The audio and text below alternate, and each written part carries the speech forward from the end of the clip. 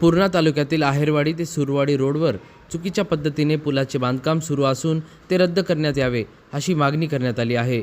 आहेरवाडी ते सुरवाडी या पुलाच्या बांधणीला नवनाथ बोबडे यांच्या शेताच्या बाजूने हे काम सुरू आहे, परंतु काम चुकीच्या दिशेने होत असल्याने शेतामध्ये पाणी येऊन शेतीचे नुकसान होत आहे।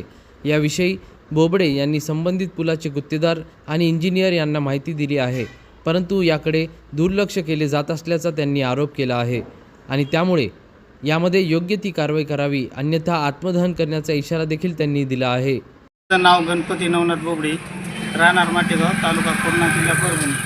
पहिले जे पुलाचे काम होते ते बरोबर होते, योग्य होते।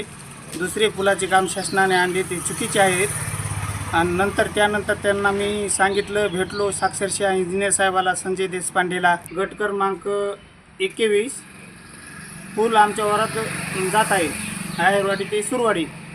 त्यानंतर मी संजय साहेबाला भेटलो, संजय साहेबाला सांगितलं बा हे चुकीचं काम झालं आहे। त्यांना सांगितलं हे चुकीचं नाही, हे शासनानं ओरनच दिलेलं आहे। मी म्हणलं शासन का आपल्या शेतामध्ये पाणी घालू शकते का?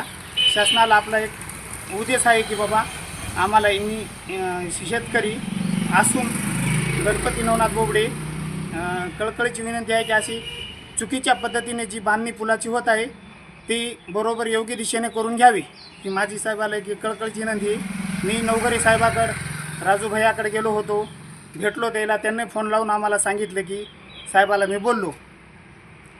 नंतर आमदार रत्नाकर घुटे साहेब यांनाही जाऊन भेटलो। नंतर त्यांनाही फोन लावून सांगितलं की बा गणपती तू तशी अडचण काही करून घेऊ नको, तुला योग्य दिशेनं पूल मिळेल, करून पाणी तुझ्या शेतात जाणार नाही अशी ती काळजी करून सरळ दिशेने घेतात। आमदार साहेबांनी आश्वासन दिले, जर ते आश्वासन पूर्ण नाही झाल्यास मी आत्मदहन करण्याचा मी पहिलेही इशारा दिलेला आहे आणि आत्मदहन केल्याशिवाय आम्हाला काही पर्याय नाही। आमदार साहेबाचा मान ठेवून मी थांबलो। नंतर समजा जर माझी इच्छा जर पूर्ण नाही झाली, समजा ते पाणी जर बरोबर सुरळीत नाही गेलं तर आम्हाला आत्मदहनाशिवाय दुसरा काही पर्याय नाही। प्रतिनिधी रियाज कुरेशी, DLP न्यूज, परभणी।